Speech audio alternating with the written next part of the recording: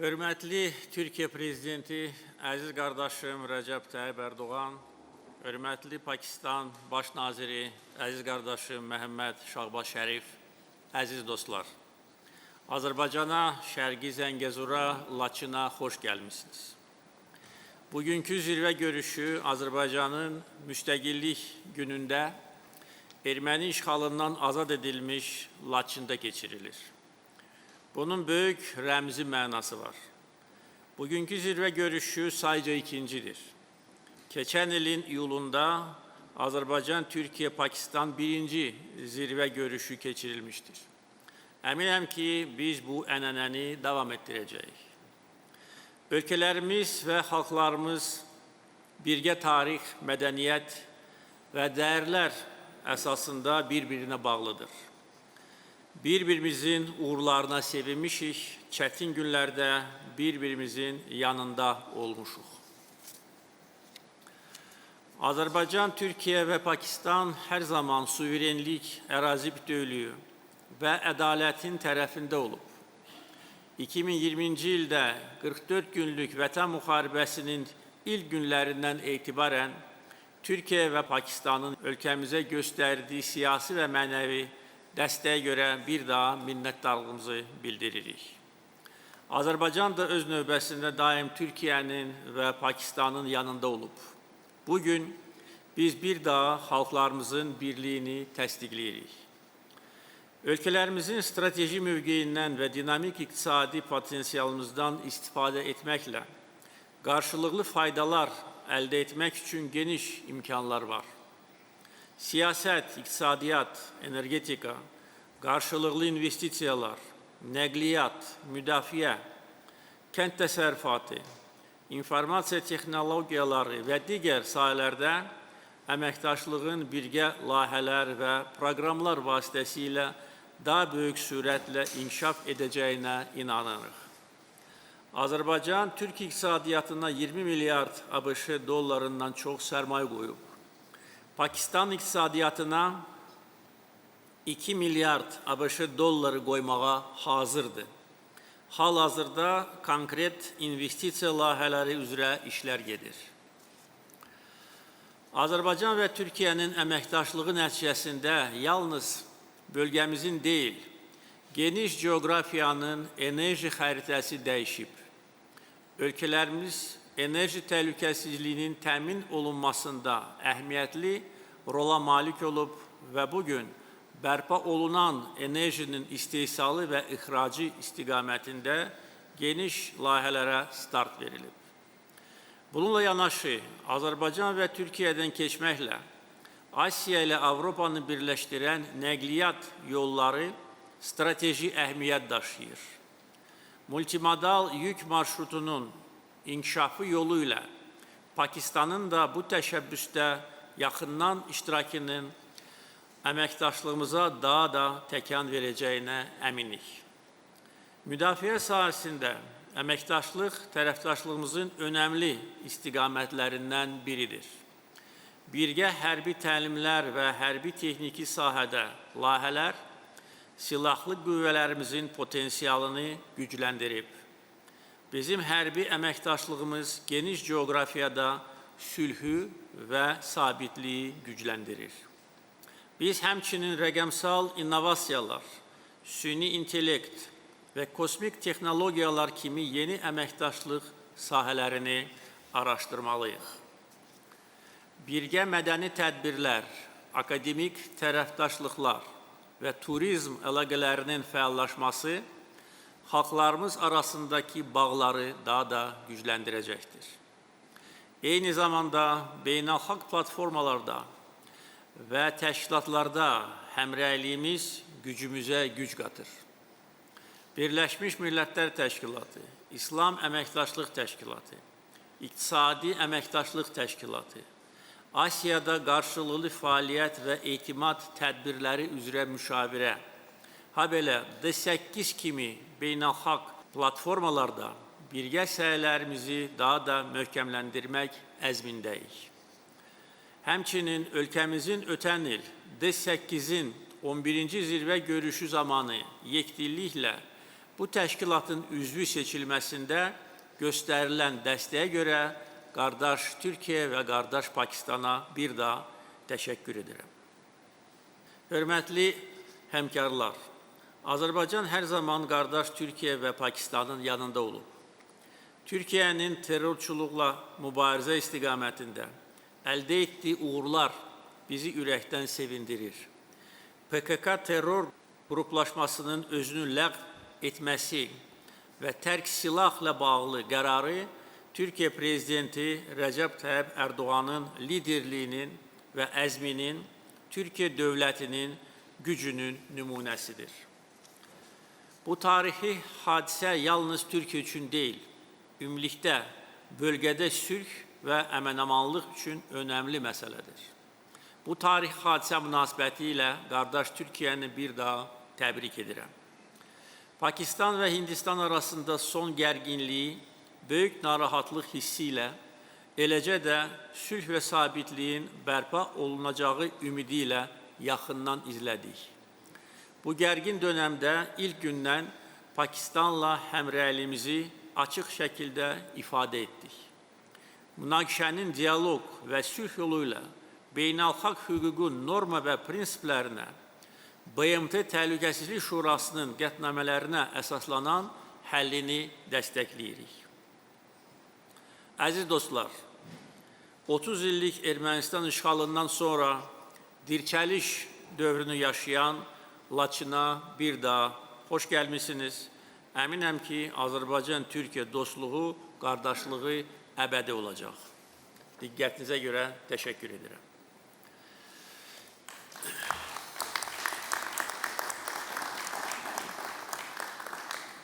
İndi isə söz verilir Türkiyə Prezidenti hörmətli Rəcəb Tayyip Erdoğan'a. Buyurun. Değerli kardeşim, Cumhurbaşkanı Sayın İlham Aliyev, aziz dostum Başbakan Sayın Şahbaz Şerif, kıymetli basın mensupları, sizleri en kalbi duygularımla, muhabbetle selamlıyorum. İlkini geçtiğimiz yıl Astana'da gerçekleştirdiğimiz Türkiye, Azerbaycan, Pakistan Üçlü Zirvesi'nin ikinci toplantısında sizlerle bir aradayız. Samimi ev sahipliği için İlham kardeşime teşekkür ediyorum. Konuşmamın başında Can Azerbaycan'ın 28 Mayıs Müstakillik Günü'nü tebrik ediyorum. Hayatları pahasına Azerbaycan'ın bağımsızlığına sahip çıkan şehitlerimizi rahmetle yad ediyorum. Karşılıklı sevgi, saygı ve güvene dayanan aynı medeniyet ikliminden beslenen ortak idealleri paylaşan üç kardeş ülkeyiz. Yaklaşık 350 milyon nüfusa ve 1,5 trilyon dolar ekonomik büyüklüğe sahip ülkelerimizin aralarındaki bağı daha da güçlendiriyoruz. Birlikteliğimizi stratejik bir ortaklığa dönüştürme yönündeki her adımın arkasında olduğumuzu bilhassa vurgulamak istiyorum. Bölgemizde yaşanan gelişmeler, ülkelerimiz arasındaki dayanışmanın nedenli önemli olduğunu her geçen gün ortaya koyuyor. 30 yıl işgal altında kalan Azerbaycan topraklarının özgürlüğüne kavuşmasıyla birlikte artık bölgenin istikrar, refah ve kalkınmanın odağı haline gelmesini arzu ediyoruz. Sabah açılışını yaptığımız Laçin Havalimanı'nın bölgenin uzun yıllardan bu yana hasret kaldığı kalkınmaya ve dünya ile entegrasyonuna önemli katkısı olacağına inanıyorum. 3 gün evvel kıymetli kardeşim Sayın Şahbaz Şerif'i İstanbul'da misafir ettik.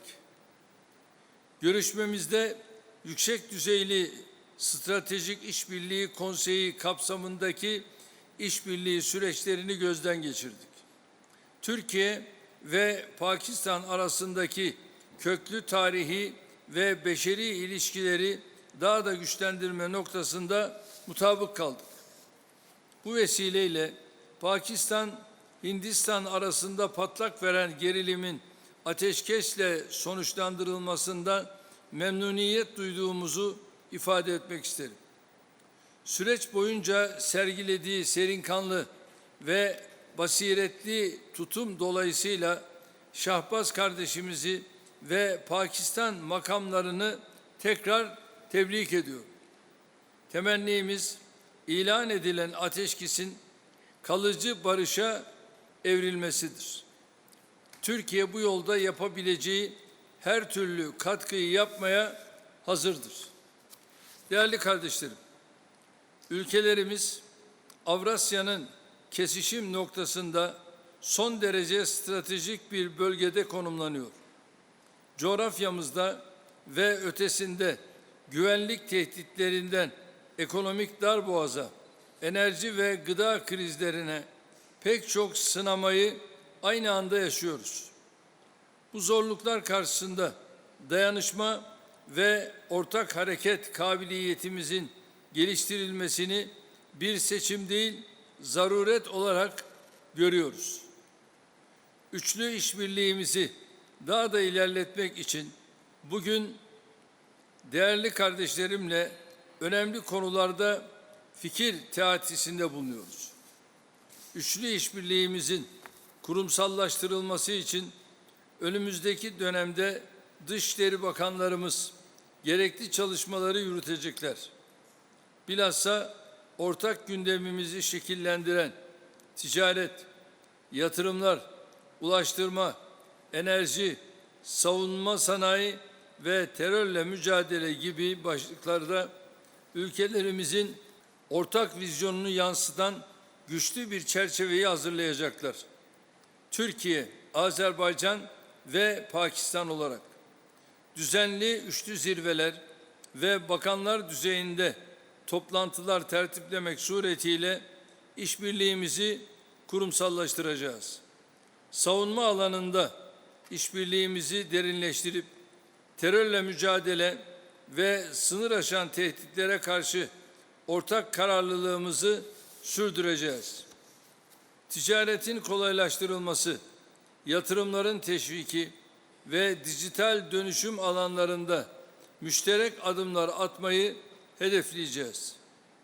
İşbirliğimizin son derece stratejik bir boyutunu teşkil eden ulaştırma konusunda kalkınma yolu, orta koridor ve kuzey-güney ulaştırma koridoru gibi projelere birlikte katkı sağlayacağız.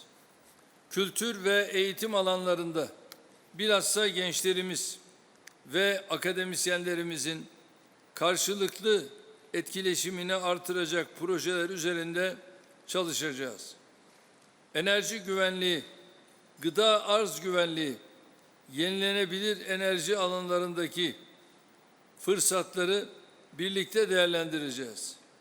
İnşallah tüm bu alanlarda prestijli projeleri hayata geçirmek suretiyle İnşallah üçlü işbirliğimizi çok daha ileri noktalara taşıyacak, halklarımıza yeni eserler kazandıracağız. Aziz kardeşlerim, kutuplaşmanın derinleştiği, bloklaşmanın arttığı bu günlerde uluslararası sistemin bir meşruiyet krizine giderek sürüklendiğine şahit oluyoruz.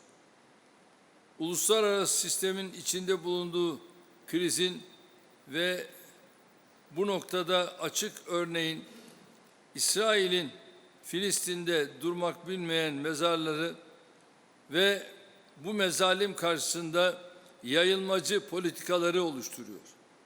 Biz Gazze'de göz göre göre katledilen masum çocuklar ve insanların hakkını savunmaya devam etmekte kararlıyız. Bölgemizin huzurunu bozmaya çalışan tüm girişimlere karşı duracağımızı bir kez daha vurgulamak istiyorum. Coğrafyamız kana ve gözyaşına doymuştur.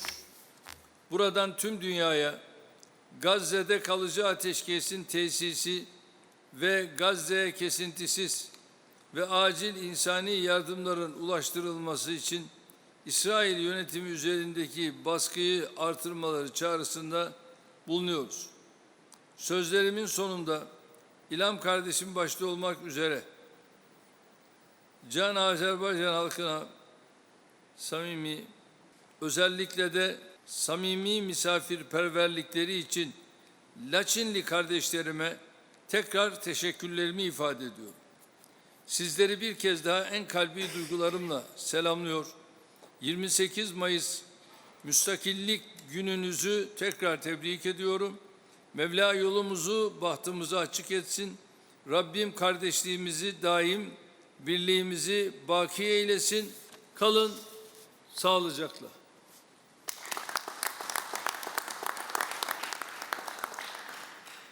Teşekkür ederim. İndi isə söz verilir Pakistan Baş Naziri Hörmətli Məhəmməd Şahbaz Şərifə. Buyurun. Bismillahirrahmanirrahim. Honorable Möhtərəm Prezident İlham Aliyev, İlham Əliyev, Honorable President möhtərəm Recep Tayyip Erdogan, Prezident Rəcəb Tayyip Ərdoğan, Ministers, hörmətli nazirlər, Delegates, Assalamu hörmətli tədbir iştirakçıları, and a very good salam aleykum və hər vaxtınız xeyir. At the outset, Çıxışımın əvvəlində congratulate my əziz qardaşım dear brother President Prezident İlham Aliyev, İlham Əliyevi our brothers and sisters və Azərbaycanlı Azerbaijan bacı və qardaşlarımızı Independence Day, Müstəqillik Günü münasibətilə təbrik etmək istəyirəm the way Azeri nation və Azərbaycan xalqı öz azadlığı uğrunda çox ciddi mübarizə position in the Community of Nations. apardı və siz bugün beynəlxalq müstəvidə də güclü mövqeyə maliksiniz. Bu məqamda mən həmçinin My heartfelt felicitation to my dear brother President əziz qardaşım Rəcəb Tayyip Ərdoğana təbriklərimi çatdırmaq istəyirəm. Çünki o resolving the issue çox of PKK böyük məharətlə PKK məsələsini goes to explain həll etdi və bu my brother your əziz qardaşımın skills. diplomatik məharətini nümayiş etdirirdi. Bu məsələ And by öz həllini this, tapdı you have və earned a high place beləliklə də siz influence not only in the region təkcə regionda deyil, beyond. dünya müstəvisində də My dear brother President, mühüm hörmətə malik oldunuz. I extend my Əziz qardaşım gratitude İlham Əliyev, for your very warm sizin welcome and səmimi hospitality. qonaqpərvərliyinizə görə dərin təşəkkürümü bildirirəm. And to me, it is a profound honor Bu gün to join my very dear brother, əziz qardaşlarım President Aliyev, Prezident Əliyev və Prezident Ərdoğanla August setting, əsl dostların, qəlblərin və ruhlarının təzahürü olan bu gözəl məkanda birgə olmaqdan friends böyük and sincere şərəf duyuram. watching the flutterings Gözəl of flags Laçında of Azerbaijan, dalğalanan Azərbaycan, Türkiyə və Pakistan bayraqlarını görmək qəlblərimizi hədsiz sevinç və fəxarət hissi ilə doldurur. Excellencies, we met in July last year Zat əlləri, biz ötən il Astanada trilateral üç tərəfli formatda görüşdük və qarşılıqlı maraq doğuran məsələlər ətrafında olduqca səmərəli müzakirələr apardıq. Bugün isə legend füsunkar Laçında biz üç tərəfli tərəfdaşlığımızı xalqlarımızın partnership istəyinə uyğun olaraq yeni səviyyəyə qaldırmaq arzusundayıq. with the wishes and desires of our peoples. And this should be no Həmin surprise to arzu anyone. heç kəsi təəccübləndirməməlidir. Çünki Azərbaycan, Türkiyə və Pakistan əsrlər boyu təşəkkül tapmış, birgə dəyərlərə və qarşılıqlı dəstəyə əsaslanan dərin tarixi, mədəni və mənəvi tellərlə bağlıdır. Əziz qardaşlarım, daha müasir bir dövrdə isə bu tarixi münasibətlər Qarabağda,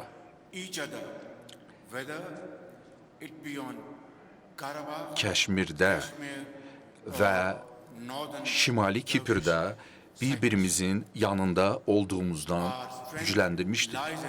Bizim gücümüz həmrəyliyimizə və qarşılıqlı hörmətə əsaslanır. Bu təbiidir, çünki xalqlarımız Türkiyə və Azərbaycanda bizə güclü dəstək olmuşlar. Sıravi vətəndaşlarımızın coşqusu bizi valeh etməyə bilməzdi. Mən Pakistanın Hindistanla sonuncu münaqişəsindən bəhs edirəm.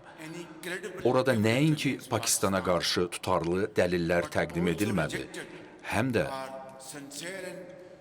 Pahalqamda baş vermiş insidentlə bağlı istənilən beynəlxalq qurum tərəfindən bitərəf və şəffaf tədqiqatın aparılması təklifimiz də rədd edildi. Əziz qardaşlarım, bugünkü dünyamızda ciddi çağırışlar, silahlı münaqişələr, iqlim dəyişikliyi, xəstəliklər və iqtisadi böhranlar mövcuddur. Bu səbəbdən üç ölkəmiz bir araya gələrək münaqişəni rədd edir və mərhəməti seçir. Biz əminik ki, səbr və müdriklük nəticə etibarilə qalib gələcəkdir və firavanlığı təmin edəcəkdir. Bugünkü təlatümlü dünyada siyasi və təhlükəsizlik arxitekturaları, bağlantı layihələri və aparıcı texnologiyalar yeni reallığı şərtləndirir. Belə bir şəraitdə Pakistanın bəxti gətirib ki, Türkiyə və Azərbaycan kimi səmimi qardaşları var. Siz keçilməz qaya kimi bizimlə bərabər dayandınız və biz tərəddüd etmədən sizə etibar edirik. Silahdaş olan qardaşlar kimi biz sülh, ədalət və mənəvi dəyərləri hər zaman üstün tutacağıq. Əziz qardaşlarım, əminəm ki, zamanın sınağından keçmiş münasibətlərimiz xalqlarımızın mənafeyinə xidmət edəcək və regionda və daha geniş coğrafiyada sülh və firavanlığa töhfə verəcək. Bu üç tərəfli format həm zamanında təşkil edilib, həm də mühüm əhəmiyyətə malikdir. Bu, bizə zəruri siyasi məsuliyyət verir və qarşılıqlı maraq doğuran sahələrdə birgə şəkildə irəliləmək üçün təkan verir. Çıxışımın sonunda bir daha səmimi qəlbdən Pakistana göstərilən, sonuncu münaqişədə göstərilən dəstəyə görə təşəkkür edirəm. Bu açıq aydın idi ki, bu Hindistanın bizə qarşı olan hərbi təcavüzü idi və bunun üçün heç bir səbəb yox idi. Və həmin vaxtda əziz qardaşım Rəcəb Tayyip Ərdoğan sizin qəti mövqeyiniz və həmrəyliyiniz, eyni zamanda əziz qardaşım İlham Əliyevin də eyni şəkildə göstərdiyi qətiyyəti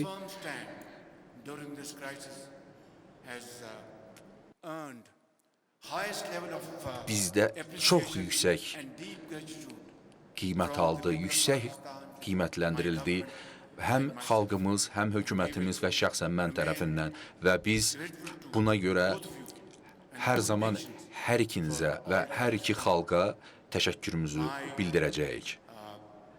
Statement would be incomplete Mən çıxışımın sonunda bir də əlavə etmək istərdim ki, about the role of Field Marshal Sayyid Asim Munir. Marşal Asim Munirin rolunu qeyd etmək istəyirəm. Çünki məhz onun rəhbərliyi altında bizim ordumuz böyük şücaət göstərdi, peşəkarlıq göstərdi Entire Pakistani nation və bütün xalq onların arxasındaydı və şəxsən Marşalın arxasındaydı və mən God-fearing, həmin məqamda ona diqqət yetirdim. O qorxusuz, cəsur və qətiyyətli hərəkət etdi. Eyni zamanda səbr nümayiş etdirdi və çox güclü mövqe nümayiş etdirdi. alhamdulillah, Və şükürlər olsun Allaha ki, infinite blessings, Allahın kindness, and the support of the people of Pakistan. bizim üzərimizdə olması səbəbindən və sizin dəstəyi nəticəsində biz qalib gəldik və mən We want peace. bir daha da qeyd etmək istərəm ki, biz regionda sülhü istəyirik. Biz keçmişdə də sülhü istəyirdik, bugün sülhü istəyirik və gələcəkdə də sülhün tərəfdarı olacağıq. Və bunun üçün isə əlbəttə ki, danışıqlar masasında əyləşmək lazımdır. Çünki bu çox mühüm məsələlərdir və məsələlər dinç yolla həll edilməlidir. Bu məsələ Kəşmir probleminə aiddir Resolutions of və burada BMT-nin müvafiq qətnamələri var. as per the aspirations of the people of Eyni zamanda Kashmir. Kəşmir xalqının iradəsinə uyğun həll edilməlidir bu məsələ. Unfortunately, İkinci məsələ su məsələsidir. Əziz qardaşlarım, çox təəssüf olsun ki, Hindistan bu münaqişə zamanı a lifeline for the su ilə bağlı sazişi pozdu. 240 milyonluq Pakistan xalqı sudan məhrum edildi. Bu bizim həm içməli suyumuzdur, həm də kənd təsərrüfatı üçün vacib olan su ehtiyatlarıdır. that India tried to threaten to stop Və our bu çox dərindən bizi məyus etdi ki, Hindistan məhz bu məsələdən, bu imkandan istifadə edərək bizə qarşı bunu istifadə etdi. Bu mümkünsüz bir şeydir və ümid edirik ki, bu gələcəkdə baş verməsin.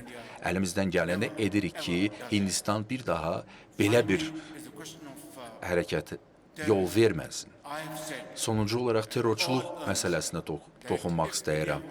Mən talk on qeyd etmək istəyirəm ki, Hindistan həqiqətən terrorçuluqla mübarizədə səmimi dialoqa hazırdırsa, biz Hindistanla bu məsələdə müzakirə aparmağa hazırıq. effective life. Ancaq My very dear brothers, that we are çox vacibdir ki, around the globe. qeyd etmək lazım ki, bizik terrorun qurbanı.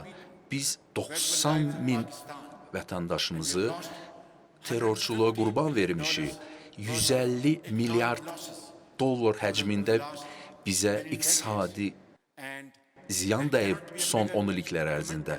Ona görə də bu bizim öhdəliyimiz və niyyətimizdir ki, biz and in that, if India bir dəfəlik terrorun kökünü kəsə bilək. Və bir daha deyirəm ki, Hindistan buna hazırdırsa, Pakistan Hindistanla bunu müzakirə edə bilər. Eyni zamanda ticarətin təşviqi və digər məsələlər. Mən for your support, bir daha sizə bütün bu məsələlərdə bizə dəstək göstərəcəyinizə ümid edirəm. Əziz qardaşlarım, may Allah Almighty uca və müdrik Allahdan bizim bu işimizdə bizə yardımcı olmağı diləyirəm. Əziz qardaşlarım, diqqətinizə görə təşəkkür edirəm. Yaşasın Pakistan, Azərbaycan və Türkiyə qardaşlığı və dostluğu. Teşekkür ederim.